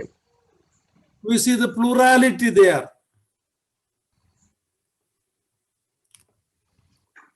ಅಲ್ಲಿ ನಾವು ದೇವರ ವಿವಿಧತೆಯನ್ನು ನಾವು ನೋಡುತ್ತೇವೆ. ದೇವರಲ್ಲಿ ಬಹುತ್ವ ಇರುವುದನ್ನು we can see there. ಏಕ ದೇವರಲ್ಲಿ ಇರುವ ಬಹುತ್ವ ಅಲ್ವಾ, ಒಂದಕ್ಕಿಂತ ಹೆಚ್ಚು. We don't read there three, but we know God is plural. ಬಹುವಚನ. ಅಲ್ಲಿ ನಾವು ಆತನ ಕುರಿತಾಗಿ ನಾವು ಓದುವಾಗ ಹಳೆ ಒಡಂಬಡಿಕೆಯಲ್ಲಿ ದೇವರ ಬಹುತ್ವದ ಕುರಿತಾಗಿ ನಾವು ನೋಡುತ್ತೇವೆ. But when you come to the New Testament, we read very clear about God the Father, God the Son, and God the Holy Spirit. ಆದರೆ ನಾವು ಹೊಸ ಒಡಂಬಡಿಕೆಗೆ ಬರುವಾಗ ಅಲ್ಲಿ ಸ್ಪಷ್ಟವಾಗಿ ನಮಗೆ ತೋರಲ್ಪಡುತ್ತದೆ ಏನೆಂದರೆ ತಂದೆಯಾದ ದೇವರು, ಮಗನಾದಂಥ ದೇವರು ಮತ್ತು ಪವಿತ್ರಾತ್ಮನ ಕುರಿತಾಗಿ ಸ್ಪಷ್ಟವಾಗಿ ನಾವು ಓದುತ್ತೇವೆ. So remember this, the oneness of God is a truth given to Israel to emphasize. The one God is approached through the mediator, the Lord Jesus Christ. That is a teaching given to the New Testament church. ನಾವು ಇಲ್ಲಿ ನೋಡುವಾಗ ಹಳೆ ಒಡಂಬಡಿಕೆಯಲ್ಲಿ ಕೊಡಲ್ಪಟ್ಟಿರುವಂತಹ ಸತ್ಯಾಂಶ ಒಬ್ಬನೇ ದೇವರು ಎಂಬಂತಹ ಆ ಸತ್ಯಾಂಶವನ್ನ ಒತ್ತಿ ಹೇಳುವಂಥದ್ದು ಅದು ಇಸ್ರಾಯೇಲರಿಗಾಗಿ. ಆದರೆ ಹೊಸ ಒಡಂಬಡಿಕೆಗೆ ಬರುವಾಗ ತಂದೆಯಾದಂಥ ದೇವರು ಮತ್ತು ನಮ್ಮ ತಂದೆಯಾದ ದೇವರಿಗೂ ನಮಗೂ ಇರುವಂತಹ ಮಧ್ಯಸ್ಥನು ಒಬ್ಬನೇ, ಆತನು ಯೇಸು ಕ್ರಿಸ್ತನು ಎಂಬಂತ ಸತ್ಯಾಂಶವು ನಮಗಾಗಿ ಅಥವಾ ಹೊಸ ಒಡಂಬಡಿಕೆ ವಿಶ್ವಾಸಿಗಳಿಗಾಗಿ ಹೇಳಲ್ಪಟ್ಟಿದೆ. Here we read there is one mediator between God and man, the man Christ Jesus. ನಾವು ಇಲ್ಲಿ ನೋಡುವಾಗ ಮನುಷ್ಯರಿಗೂ ದೇವರಿಗೂ ಇರುವಂತಹ ಮಧ್ಯಸ್ಥನು ಒಬ್ಬನೇ, ಆತನು ಮನುಷ್ಯನಾಗಿರುವ ಕ್ರಿಸ್ತ ಯೇಸುವೆ ಎಂಬುದಾಗಿ ನಾವು ಅಲ್ಲಿ ನೋಡುತ್ತೇವೆ. Here we read about Christ who came in the flesh, Jesus Christ. ನಾವು ಇಲ್ಲಿ ನೋಡುವಾಗ ಕ್ರಿಸ್ತನು ಆತನು ಶರೀರಧಾರಿಯಾಗಿ ಮಾನವನಾಗಿ ಯೇಸು ಕ್ರಿಸ್ತನು ಎಂಬಂತ ಆ ಒಂದು ರೂಪದಲ್ಲಿ ಬಂದದ್ದನ್ನು ನಾವು ನೋಡುತ್ತೇವೆ. But in the very name Christ Jesus, his deity and his humanity both are included there. Christ means he is divine, Jesus means he is human. ನಾವು ಕ್ರಿಸ್ತ ಯೇಸು ಎಂಬಂತ ಈ ಒಂದು ಹೆಸರಿನಲ್ಲಿ ನಾವು ನೋಡುವಾಗ ಅಲ್ಲಿ ಕ್ರಿಸ್ತ ಯೇಸುವಿನ ಎರಡೂ ಗುಣಗಳು ಅಂದರೆ ದೈವತ್ವ ಮತ್ತು ಮನುಷ್ಯತ್ವ ಎರಡೂ ಒಳಗೊಂಡಿದೆ. ಕ್ರಿಸ್ತನು ಎಂಬುದಾಗಿ ಹೇಳುವಾಗ ಅದು ದೈವತ್ವವನ್ನು ಸೂಚಿಸುತ್ತದೆ, ಯೇಸು ಎಂಬುದಾಗಿ ಹೇಳುವಾಗ ಆತನ ಮನುಷ್ಯತ್ವದ ಕುರಿತಾಗಿ ಅದು ಸೂಚಿಸುವಂತದ್ದಾಗಿದೆ. Then we read what he has done. He gave himself as a ransom for all. He gave himself. ನಾವು ಆತನು ಯಾವ ಕಾರ್ಯವನ್ನ ಮಾಡಿದನು ಎಂಬುದಾಗಿ ನಾವು 5ನೇ ವಚನದಲ್ಲಿ 6ನೇ ವಚನದಲ್ಲಿ ನಾವು ನೋಡುತ್ತೇವೆ. ಆತನು ಎಲ್ಲರ ವಿಮೋಚನಾರ್ಥವಾಗಿ ತನ್ನನ್ನು ಒಪ್ಪಿಸಿ ಬಿಟ್ಟನು ಎಂಬುದಾಗಿ ನಾವು ನೋಡುತ್ತೇವೆ. He gave himself to die on the cross. ಆತನು ತನ್ನನ್ನು ತಾನೇ ಶಿಲುಬೆ ಮೇಲೆ ಸಾಯುವ ಹಾಗೆ ಒಪ್ಪಿಸಿಕೊಟ್ಟನು. At the same time we read in John 3:16, God the Father gave his son to die on the cross, that if we believe we will not perish but have eternal life. ಅದೇ ರೀತಿ ನಾವು ಯೋಹಾನನ ಸುವಾರ್ತೆ 3ನೇ ಅಧ್ಯಾಯ 16ನೇ ವಚನದಲ್ಲಿ ನಾವು ನೋಡುವಾಗ ತಂದೆಯಾದಂತಹ ದೇವರು ತನ್ನ ಒಬ್ಬನೇ ಮಗನಾದಂಥ ಯೇಸು ಕ್ರಿಸ್ತನನ್ನ ಕೊಟ್ಟನು ಎಂಬುದಾಗಿ ನಾವು ನೋಡುತ್ತೇವೆ. ಯಾಕಂದರೆ ಆತನನ್ನು ನಂಬುವ ಒಬ್ಬನಾದರೂ ನಾಶವಾಗದೆ ಎಲ್ಲರೂ ನಿತ್ಯ ಜೀವನ ಪಡೆಯಬೇಕು ಎಂಬುದಾಗಿ ಆತನನ್ನು ಕೊಟ್ಟನು ಎಂದು ನೋಡುತ್ತೇವೆ. Here we read he gave himself as a ransom. ಈ ವಚನದಲ್ಲಿ 6ನೇ ವಚನದಲ್ಲಿ ಆತನು ಎಲ್ಲರ ವಿಮೋಚನಾರ್ಥವಾಗಿ ತನ್ನನ್ನು ಒಪ್ಪಿಸಿಕೊಟ್ಟನು ಎಂದು ನೋಡುತ್ತೇವೆ. That ransom is a payment. There is a question, who did he paid that price to? What ransom? It is a statement from slave market, buying a slave and setting that person free by giving a ransom. ಇಲ್ಲಿ ವಿಮೋಚನಾರ್ಥವಾಗಿ ಅಥವಾ ಪ್ರಾಯಶ್ಚಿತ್ತವನ್ನ ಆತನು ಕೊಟ್ಟನು ಎಂಬುದಾಗಿ ನಾವು ನೋಡುವಾಗ ಇಲ್ಲಿ ಹೇಳುವಂತ ಒಂದು ಪ್ರಶ್ನೆ, ಯಾರಿಗೆ ಆತನು ಪ್ರಾಯಶ್ಚಿತ್ತವನ್ನ ಕೊಟ್ಟನು ಎಂಬುದಾಗಿ ನಾವು ಪ್ರಶ್ನೆ ಮೂಡುತ್ತದೆ. ಇದು ಈ ಒಂದು ಪದ ಅದು ದಾಸರ ಮಾರುಕಟ್ಟೆಯಿಂದ ಬಂದಿರುವಂತಹ ಪದವಾಗಿದೆ. ದಾಸರನ್ನ ಬಿಡುಗಡೆ ಮಾಡಬೇಕಾದರೆ ಅವರ ವಿಮೋಚನಾರ್ಥವಾಗಿ ಒಂದು ಈಡನ್ನ ಕೊಟ್ಟು ಅವರನ್ನ ಬಿಡಿಸಬೇಕಾಗಿತ್ತು.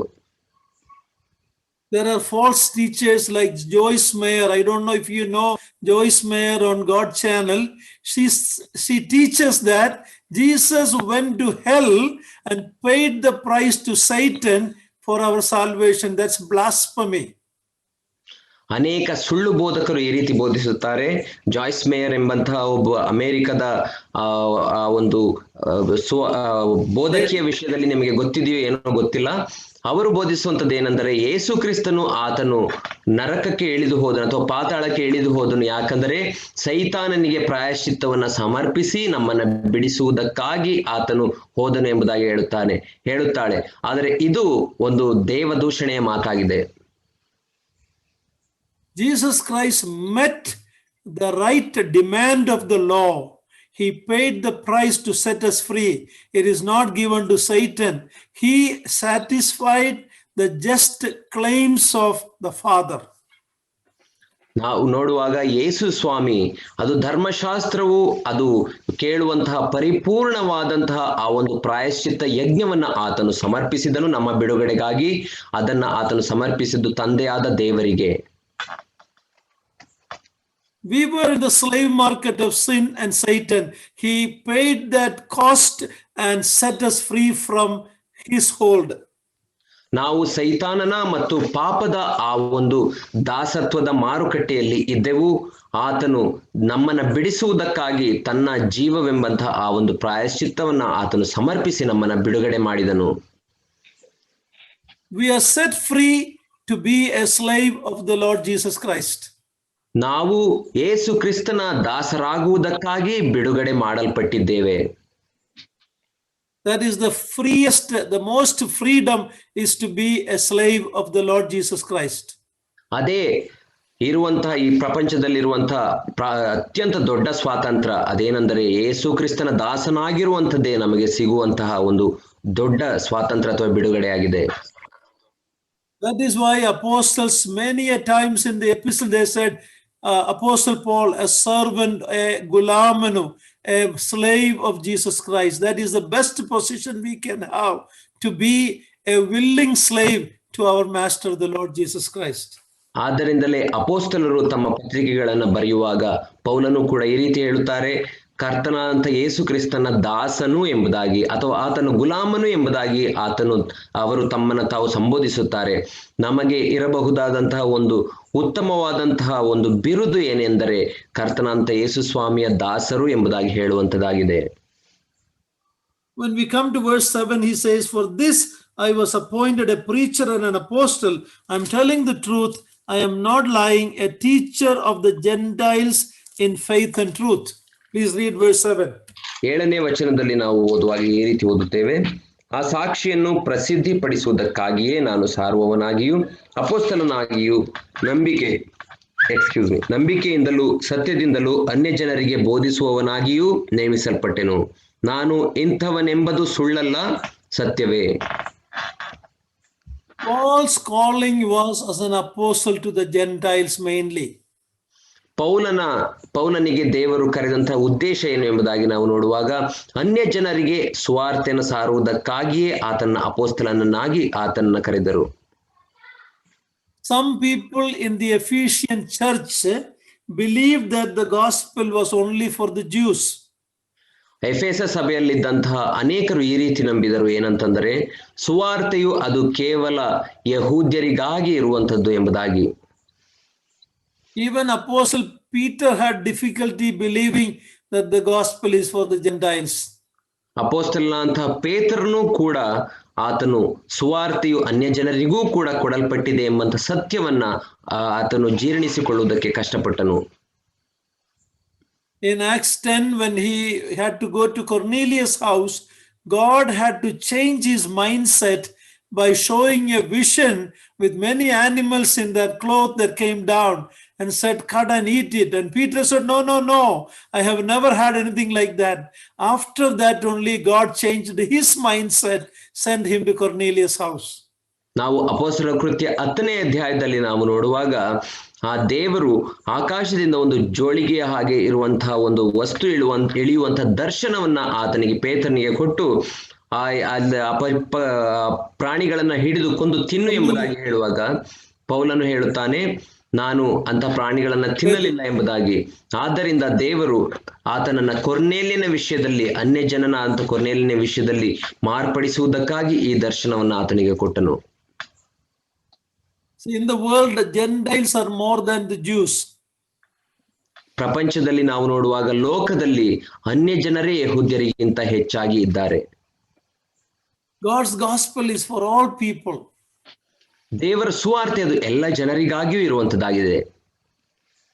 Even though Paul preached the gospel to the Jews, whenever he went different places, he will look for a synagogue, he will go and preach. But when the Jews rejected it, he said, "Now I am going to the Gentiles." He was concerned about his own people, he shared it, but when they rejected it, he went to the Gentiles. His main calling was to be an apostle of the Gentiles. ಪೌಲನು ಆತನು ಅನ್ಯ ಜನರಿಗೆ ಸುವಾರ್ತೆಯನ್ನು ಸಾರುವುದಕ್ಕಾಗಿ ಅಪೊಸ್ತಲನಾಗಿ ಕರೆಯಲ್ಪಟ್ಟಿದ್ದರೂ ಕೂಡ ಅವನಿಗೆ ಸಮಯ ಸಿಕ್ಕಾಗಲೆಲ್ಲ ಆತನು ಯಹೂದ್ಯರ ಸಭಾಮಂದಿರಗಳಲ್ಲಿ ಹೋಗಿ ಆತನು ಸುವಾರ್ತೆಯನ್ನು ಸಾರುತ್ತಾ ಇದ್ದನು. ಆದರೆ ಯಾವಾಗ ಯಹೂದ್ಯರು ಆತನ ಸುವಾರ್ತೆಯನ್ನು ತಿರಸ್ಕರಿಸಿದರೋ ಆಗ ಆತನು ಸಂಪೂರ್ಣವಾಗಿ ಅನ್ಯ ಜನರ ಬಳಿಗೆ ಸುವಾರ್ತಾ ಸೇವಕನಾಗಿ ಆತನು ಹೋದನು. To take the gospel to the majority of the human race, you cannot do that without going to the Gentiles. That was Paul's main calling. ಪ್ರಾಮುಖ್ಯವಾಗಿ ನಾವು ಮನುಷ್ಯರಲ್ಲಿ ಇರುವಂತಹ ಅನ್ಯ ಜನರಿಗೆ ಸ್ವಾರ್ಥನ ತೆಗೆದುಕೊಂಡು ಹೋಗಬೇಕು ಎಂಬಂತಹ ಉದ್ದೇಶದಿಂದಲೇ ಪೌಲನನ್ನ ದೇವರು ಕರೆದಿದ್ದರು. ಯಾಕಂದ್ರೆ ಅನ್ಯ ಜನರೇ ಮಾನವರಲ್ಲಿ ಹೆಚ್ಚಾಗಿ ಇದ್ದಾರೆ. From Genesis 1 onwards, if you look at mankind, or Genesis 3, if you look at mankind, there are different divisions in different times. ನಾವು ಆದಿಕಾಂಡ 3ನೇ ಅಧ್ಯಾಯದಿಂದ ಮುಂದಕ್ಕೆ ನಾವು ನೋಡುವಾಗ ಅಲ್ಲಿ ಮನುಷ್ಯ ಸಂಕುಲ ಅದು ವಿಭಿನ್ನವಾಗಿ ಅದು ವಿಭಾಗಿಸಲ್ಪಡುವಂಥದ್ದನ್ನ ವಿಂಗಡಿಸುವಂಥದ್ದನ್ನ ನಾವು ನೋಡುತ್ತೇವೆ. ಅಲ್ಲಿ You can divide the Bible in this way. ನೀವು ಸತ್ಯವೇದವನ್ನ ಈ ರೀತಿ ವಿಭಾಗಿಸಬಹುದು. Chapter 1 of Genesis to chapter 11, there was only one mankind, but there were the godly and the ungodly, the line of Cain and the line of Seth. ನಾವು ಆದಿಕಾಂಡ 1ನೇ ಅಧ್ಯಾಯದಿಂದ 11ನೇ ಅಧ್ಯಾಯದವರೆಗೆ ಬರುವಾಗ ಅಲ್ಲಿ ಇದ್ದಂಥದ್ದು ಒಂದೇ ಮಾನವ ಕುಲ. ಅಲ್ಲಿ ನಾವು ನೋಡುವಾಗ ಒಂದು ದೇವರ ಜನವಾದಂತಹ ಏಬೇಲನ ಸಂತಾನ, ಇನ್ನೊಂದು ಅನ್ಯ ಜನರಾದಂತಹ ಕಾಯಿನನ ಸಂತಾನವು ಅಲ್ಲಿ ವಿಭಾಗಿಸಲ್ಪಟ್ಟಿದೆ. No, not Abel. Abel was killed before he had any children. Seth, they were the godly ones, and Cain's generation was the ungodly who were perished in the flood. All mankind except Noah was perished in the flood. But there were two, godly and ungodly. ಅಲ್ಲಿ ನಾವು ನೋಡುವಾಗ ಸೇತನು ಆತನು ದೇವರ ಸಂತಾನವಾಗಿದ್ದನು, ಆ ಕಾಯಿನನು ಆತನು ಅನ್ಯ ಜನವಾಗಿದ್ದನು ಅಥವಾ ದೇವರ ಅಲ್ಲದ ಜನಾಂಗವಾಗಿದ್ದನು. ಮುಂದಕ್ಕೆ ನಾವು ನೋಡುವಾಗ ಸೇತನ ಸಂತಾನ ಅಥವಾ ನೋಹನು ಆತನು ಉಳಿಸಲ್ಪಟ್ಟನು ಆ ಮಹಾಪ್ರಳಯದಲ್ಲಿ. ಆದರೆ ಅನ್ಯ ಜನರಾದಂತಹ ಕಾಯಿನನ ಸಂತಾನದವರು ಸಂಪೂರ್ಣವಾಗಿ ಆ ಜಲಪ್ರಳಯದಲ್ಲಿ ಅವರು ನಾಶವಾದರು.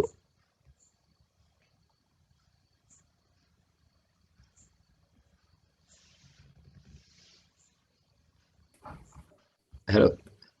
Can you hear me? Yes, uncle. I can hear you now, so uncle. From Genesis 12 onwards up to Acts 2, there was only two group of people in the world. ಆದ್ದರಿಂದ ನಾವು ನೋಡುವಾಗ ಆದಿಕಾಂಡ 12ನೇ ಅಧ್ಯಾಯದಿಂದ ಅಪೊಸ್ತಲರ ಕೃತ್ಯ 2ನೇ ಅಧ್ಯಾಯದವರೆಗೂ ನಾವು ನೋಡುವಾಗ ಪ್ರಪಂಚದಲ್ಲಿ ಇದ್ದಂಥವರು ಲೋಕದಲ್ಲಿ ಎರಡು ಗುಂಪಿನ ಜನರು ಮಾತ್ರ. ಒಬ್ಬರು ದೇವ ಜನರು, ಇನ್ನೊಬ್ಬರು ಅನ್ಯ ಜನರು. That is Jews and Gentiles. ಅದು ಯಹೂದ್ಯರು ಮತ್ತು ಅನ್ಯ ಜನರು ಎಂಬುದಾಗಿ. But when Acts 2 to Revelation chapter 3, we see three groups.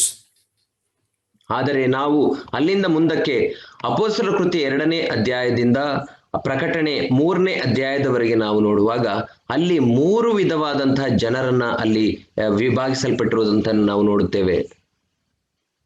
Please read 1 Corinthians chapter 10 verse 32.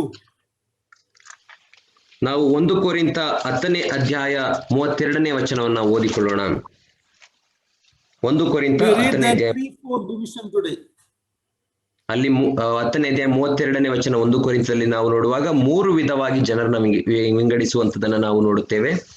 32ನೇ ವಚನ, ಯಹೂದ್ಯರಿಗಾಗಲಿ ಗ್ರೀಕರಿಗಾಗಲಿ ದೇವರ ಸಭೆಗಾಗಲಿ ವಿಜ್ಞವಾಗಬೇಡಿರಿ. So we are living in the race age or the church age. There are three groups of people. The Jews are still there. The majority are Gentiles, but God has called from the Jews and Gentiles, made a third group, that is the church of God. ನಾವು ಸಭಾಯುಗದಲ್ಲಿ ಅಥವಾ ಕೃಪಾ ಕಾಲದಲ್ಲಿ ನಾವು ನೋಡುವಾಗ 3 ವಿಧವಾದಂತಹ ಜನರನ್ನ ಅಲ್ಲಿ ವಿಭಾಗಿಸಲ್ಪಟ್ಟಿರುವಂತದನ್ನ ನಾವು ನೋಡುತ್ತೇವೆ. ಅಲ್ಲಿ ಯಹೂದ್ಯರು ಮತ್ತು ಅನ್ಯ ಜನರು ಮಾತ್ರ ಇದ್ದರು. ಆ ಯಹೂದ್ಯರಿಂದ ಮತ್ತು ಅನ್ಯ ಜನರಿಂದ ದೇವರು ಆರಿಸಿಕೊಂಡು ತನ್ನ ದೇವ ಜನರಾಗಿ 3ನೇ ಒಂದು ಗುಂಪನ್ನ ಅಲ್ಲಿ ಮಾಡಲ್ಪಟ್ಟಿರುವುದನ್ನ ನಾವು ನೋಡುತ್ತೇವೆ. From Revelation 4 to Revelation 18, ಪ್ರಕಟಣೆ 4ನೇ ಅಧ್ಯಾಯದಿಂದ 18ನೇ ಅಧ್ಯಾಯದವರೆಗೆ during the rule of Antichrist, ಕ್ರಿಸ್ತ ವಿರೋಧಿಯ ಆಳ್ವಿಕೆಯ ಕಾಲದಲ್ಲಿ there will be two group of people. ಅಲ್ಲಿ 2 ವಿಧವಾದಂತಹ ಗುಂಪಿನ ಜನರು ಇರುತ್ತಾರೆ. Those who follow the Antichrist and those who do not follow the Antichrist, from Gentiles and Jews. ಕ್ರಿಸ್ತ ವಿರೋಧಿಯನ್ನ ಹಿಂಬಾಲಿಸುವಂತವರು, ಯಹೂದ್ಯರಿಂದ ಮತ್ತು ಅನ್ಯ ಜನರಿಂದ ಮತ್ತು ಕ್ರಿಸ್ತ ವಿರೋಧಿಯನ್ನ ಹಿಂಬಾಲಿಸಿದಂತಹ ಜನರು, ಈ ರೀತಿ ಎರಡು ಗುಂಪಿನ ಜನರನ್ನು ನಾವು ಅಲ್ಲಿ ನೋಡುತ್ತೇವೆ. Then again from Revelation 19 to Revelation 20, ಮತ್ತೆ ನಾವು ಪ್ರಕಟಣೆ 19ನೇ ಅಧ್ಯಾಯ ಮತ್ತು 20ನೇ ಅಧ್ಯಾಯದವರೆಗೆ ನೋಡುವಾಗ, when the Lord established his 1000-year reign, ಕರ್ತನು ತನ್ನ 1000 ವರ್ಷದ ಆಳ್ವಿಕೆಯನ್ನ ಆತನು ಸ್ಥಾಪಿಸುವಾಗ, the Old Testament saints will be there, ಅಲ್ಲಿ ಹಳೆ ಒಡಂಬಡಿಕೆಯ ದೇವಜನರು ಇರುತ್ತಾರೆ, the church will be there, ಸಭೆಯು ಇರುವಂತದಾಗಿದೆ, and the saints who were martyred and believed from the tribulation will be there. ಅದು ಸಂಕಟ ಕಾಲದಲ್ಲಿ ಮತ್ತು ಮಹಾಸಂಕಟ ಕಾಲದಲ್ಲಿ ಇದ್ದಂತಹ ವಿಶ್ವಾಸಿಗಳು ಅಥವಾ ರಕ್ಷಣೆ ಹೊಂದಿ ಕೊಲೆಯಾದಂತಹ ವಿಶ್ವಾಸಿಗಳು ಕೂಡ ಅಲ್ಲಿ ಇರುತ್ತಾರೆ. In Revelation 20, finally we see after the 1000-year reign, the great white throne judgment. ನಾವು ಪ್ರಕಟಣೆ 20ನೇ ಅಧ್ಯಾಯದಲ್ಲಿ ನಾವು ನೋಡುವಾಗ ಆ 1000 ಆಳ್ವಿಕೆಯ ನಂತರ ಆ ಮಹಾ ಬಿಳಿ ಸಿಂಹಾಸನವನ್ನ ನಾವು ಅಲ್ಲಿ ನೋಡುತ್ತೇವೆ. Then when after God makes the earth and the heavens new, chapter 21 and 22, the final 2 chapters, we have the God's people with God all through eternity. ನಾವು ಕಡೆಯ 2 ಅಧ್ಯಾಯಗಳನ್ನು ನಾವು ನೋಡುವಾಗ 21 ಮತ್ತು 22ನೇ ಅಧ್ಯಾಯದಲ್ಲಿ ದೇವರು ಹೊಸ ಭೂಮಿ ಮತ್ತು ಆಕಾಶವನ್ನು ನಿರ್ಮಿಸಿದ ನಂತರ ಅಲ್ಲಿ ಇರುವಂತವರು ಕೇವಲ ಒಂದೇ ಜನ, ಅದು ಯಾರು ಎಂಬುದಾಗಿ ನಾವು ನೋಡುವಾಗ ನಿರಂತರಕ್ಕೂ ದೇವರ ಸನ್ನಿಧಿಯಲ್ಲಿ ದೇವರೊಟ್ಟಿಗೆ ಬಾಳುವಂತಹ ಆತನ ಮಕ್ಕಳು ಅಥವಾ ದೇವ ಜನರು ಮಾತ್ರ ಅಲ್ಲಿ ಇರುತ್ತಾರೆ. But in that group there is one group called the church, the bride of Christ. That will be our position for all through eternity. ಆ ದೇವ ಜನರು ಎಂಬಂತಹ ಆ ಗುಂಪಿನಲ್ಲಿ ಇನ್ನೊಂದು ಚಿಕ್ಕ ಗುಂಪು ಇರುವಂತದ್ದಾಗಿರುತ್ತದೆ. ಅದು ಯಾವುದು ಎಂಬುದಾಗಿ ನಾವು ನೋಡುವಾಗ ಅದು ಸಭೆ. ಈ ಸಭೆ ಅದು ದೇವರಿಗೆ ಕರ್ತನಿಗೆ ಇರುವಂತಹ ಮೊದಲಗಿತ್ತಿ, ದೇವರ ಸಭೆ ಅದು ಮೊದಲಗಿತ್ತಿ ಎಂಬಂತಹ ಬಿರುದು ಅದು ನಿರಂತರಕ್ಕೂ ನಮಗೆ ಇರುವಂತದ್ದಾಗಿರುತ್ತದೆ.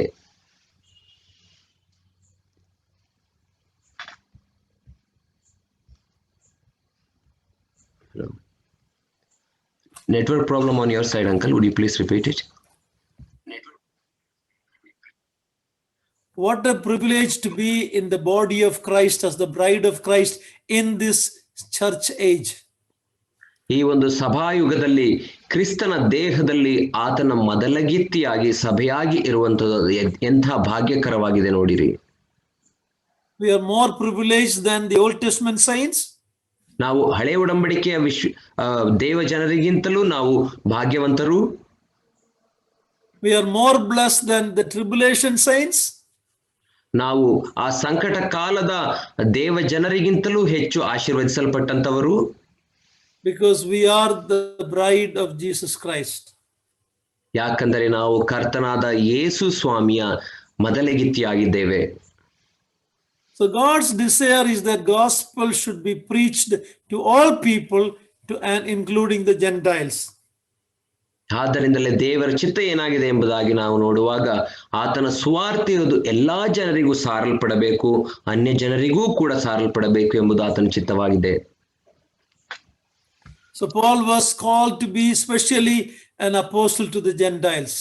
ಆದ್ದರಿಂದ ಪೌಲನು ಅನ್ಯ ಜನರಿಗೆ ಅಪೊಸ್ತಲನಾಗುವುದಕ್ಕಾಗಿ ಆತನು ಕರೆಯಲ್ಪಟ್ಟಿದ್ದನು. So firstly in chapter 2 he talked about the importance of prayer.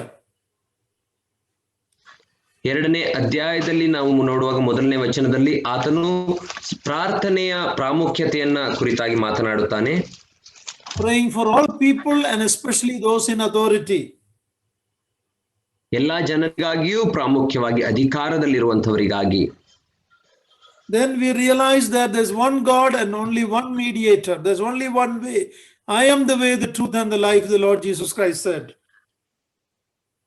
ಅಲ್ಲಿ ಮುಂದಿನ ವಚನದಲ್ಲಿ ನಾವು ನೋಡುವಾಗ ದೇವರು ಒಬ್ಬನೇ, ದೇವರಿಗೂ ಮನುಷ್ಯರಿಗಿರುವಂತಹ ಮಧ್ಯಸ್ಥನು ಒಬ್ಬನೇ, ಆತನು ಮಧ್ಯಸ್ಥನಾದಂತಹ ಯೇಸು ಕ್ರಿಸ್ತನು ಎಂಬಂತ ಸತ್ಯವನ್ನು ಆತನು ಹೇಳುತ್ತಾನೆ. Then he said we are appointed to preach the gospel to all people. ನಂತರ ಆತನು ಹೇಳುತ್ತಾನೆ, ನಾವು ಎಲ್ಲಾ ಜನರಿಗೂ ಸುವಾರ್ತೆಯನ್ನು ಸಾರುವುದಕ್ಕಾಗಿ ನೇಮಿಸಲ್ಪಟ್ಟಿದ್ದೇವೆ ಎಂದು ಹೇಳುತ್ತಾನೆ. especially to the Gentiles. ಪ್ರಾಮುಖ್ಯವಾಗಿ ಅನ್ಯ ಜನರಿಗೆ ಸುವಾರ್ತೆಯನ್ನು ಸಾರುವುದಕ್ಕಾಗಿ. I think all those who are hearing me or hearing us, we were all Gentiles. We were idol worshippers. We were without any part in the commonwealth of Israel. We had no right, but the Lord saved us and brought us into the body of Christ. ಇಲ್ಲಿ ನಮ್ಮ ವಾಕ್ಯವನ್ನು ಕೇಳಲಿಕ್ಕೆ ಕೂಡಿ ಬಂದಿರುವಂತಹ ನಾವೆಲ್ಲರೂ ಅನ್ಯ ಜನರಾಗಿದ್ದೆವು. ನಾವು ವಿಗ್ರಹಾರಾಧಕರಾಗಿ ಜೀವಿಸುತ್ತಾ ಇದ್ದಂಥವರು. ಇಸ್ರಾಯೇಲರಿಗೆ ಇರುವಂತಹ ಹಕ್ಕಿನಲ್ಲಿ ನಾವು ಪಾಲಿಲ್ಲದವರಾಗಿದ್ದೆವು. ಅಂತಹ ನಮ್ಮನ್ನ ದೇವರು ತನ್ನ ಕರ್ತನಾಂತ ಯೇಸು ಕ್ರಿಸ್ತನ ಕೃಪೆಯ ಮೂಲಕ ನಮ್ಮನ್ನ ಆರಿಸಿಕೊಂಡಿದ್ದಾನೆ. But we have Jewish names. For example, Matthew, that's a Jewish name. Zachariah, that's a Jewish name. John, that's a Jewish name. We have a Jewish name, but we were not Jews. ನಾವು ಅನೇಕರು ಯಹೂದ್ಯರ ಹೆಸರುಗಳನ್ನ ಇಟ್ಟುಕೊಂಡಿದ್ದೇವೆ. Matthew ಎಂಬುದಾಗಿ, ಮತ್ತಾಯ ಎಂಬುದಾಗಿ ಹೇಳುವಾಗ, ಜಕರ್ಯ ಎಂಬುದಾಗಿ ಹೇಳುವಾಗ ಇದೆಲ್ಲ ಯಹೂದ್ಯ ಹೆಸರುಗಳು ಆಗಿದೆ ಮಾತ್ರ, ಆದರೆ ನಾವು ಯಹೂದ್ಯರಾಗಿರಲಿಲ್ಲ. But when the Jews rejected their Messiah, we accepted their Messiah and came into this privilege. ಆದರೆ ಯಾವಾಗ ಯಹೂದ್ಯರು ತಮ್ಮ ಮೆಸ್ಸಿಯನನ್ನು ಅವರು ತಿರಸ್ಕರಿಸಿದರೋ, ಆಗ ನಾವು ಆ ಮೆಸ್ಸಿಯನನ್ನ ಸ್ವೀಕರಿಸಿಕೊಂಡೆವು. ಆಗ ನಮಗೆ ಈ ಸೌಭಾಗ್ಯ, ದೇವಜನರೆಂಬಂತ ಸೌಭಾಗ್ಯ ಸಿಕ್ಕಿತು. Only after the tribulation they will turn to him. They will realize that the one whom they crucified was their Messiah. They will only see that after they go through the trouble of the tribulation time. ಅವರು ಮಹಾಸಂಕಟ ಕಾಲವನ್ನ ದಾಟಿ ಹೋದ ನಂತರ ಮಾತ್ರ ಯಹೂದ್ಯರು ಅವರು ಕರ್ತನನ್ನ ಅಂಗೀಕರಿಸಿಕೊಳ್ಳುವಂತವರಾಗಿರುತ್ತಾರೆ. ಅವರು ತಾವು ಇರಿದಂತವನನ್ನ ದೃಷ್ಟಿಸುತ್ತಾರೆ. ನಂತರ ತಮ್ಮ ಮೆಸ್ಸಿಯನನ್ನ ಅವರು ಅಂಗೀಕರಿಸುವಂತವರಾಗಿರುತ್ತಾರೆ. See, in chapter 2 so far we looked at the need for prayer, the need for preaching the gospel. ನಾವು 2ನೇ ಅಧ್ಯಾಯದಲ್ಲಿ ಇಲ್ಲಿಯವರೆಗೆ ನಾವು ನೋಡಿದಂತ ಸತ್ಯಾಂಶ ಏನೆಂಬುದಾಗಿ ನಾವು ನೋಡುವಾಗ ಪ್ರಾರ್ಥನೆಯ ಪ್ರಾಮುಖ್ಯತೆ ಮತ್ತು ಸುವಾರ್ತೆಯನ್ನ ಹಂಚುವುದರ ಪ್ರಾಮುಖ್ಯತೆಯ ಕುರಿತಾಗಿ ನೋಡುತ್ತಾ ಬಂದೆವು. Now we will read quickly 8 to 15. I am not able to cover all of that. I'll just make a few statements and close it. Verse 8 to verse 15. Please read it. ನಾವು 8ನೇ ವಚನದಿಂದ 15ನೇ ವಚನದವರೆಗೆ ಓದಿಕೊಳ್ಳೋಣ. ನಾನು ಎಲ್ಲವನ್ನ ನಿಮಗೆ ಸ್ಪಷ್ಟವಾಗಿ ವಿವರವಾಗಿ ಹೇಳುವುದಿಲ್ಲ, ಬದಲಾಗಿ ಕೆಲವು ಒಂದು ಹೇಳಿಕೆಗಳನ್ನ ಹೇಳಿ ನಾನು ಮುಗಿಸುವಂತವನಾಗಿರುತ್ತಾನೆ. 8ನೇ ವಚನದಿಂದ 15ನೇ ವಚನದವರೆಗೆ ಓದಿಕೊಳ್ಳೋಣ. ಹೀಗಿರಲಾಗಿ ಪುರುಷರು ಎಲ್ಲಾ ಸ್ಥಳಗಳಲ್ಲಿ ಕೋಪವೂ ವಾಗ್ವಾದವೂ ಇಲ್ಲದವರಾಗಿ ಭಕ್ತಿಪೂರ್ವಕವಾಗಿಯೇ ಕೈಗಳನ್ನೆತ್ತಿ ಪ್ರಾರ್ಥಿಸಬೇಕೆಂದು ಅಪೇಕ್ಷಿಸುತ್ತೇನೆ. ಹಾಗೆಯೇ ಸ್ತ್ರೀಯರು ಮಾನಸ್ಥೆಯರಾಗಿಯೂ ಡಂಭವಿಲ್ಲದವರಾಗಿಯೂ ಇದ್ದು ಮರ್ಯಾದೆಗೆ ತಕ್ಕ ಉಡುಪನ್ನುಟ್ಟುಕೊಳ್ಳಬೇಕೆಂದು ಅಪೇಕ್ಷಿಸುತ್ತೇನೆ.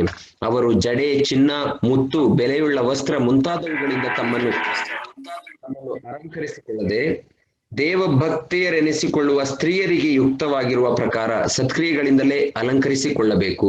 ಸ್ತ್ರೀಯರು ಮೌನವಾಗಿದ್ದು ಪೂರ್ಣ ವಿಧೇಯರಾಗಿ ಉಪದೇಶವನ್ನು ಕೇಳಬೇಕು. ಉಪದೇಶ ಮಾಡುವುದಕ್ಕಾಗಲಿ ಪುರುಷನ ಮೇಲೆ ಅಧಿಕಾರ ನಡೆಸುವುದಕ್ಕಾಗಲಿ ಸ್ತ್ರೀಯರಿಗೆ ನಾನು ಅಪ್ಪಣೆ ಕೊಡುವುದಿಲ್ಲ.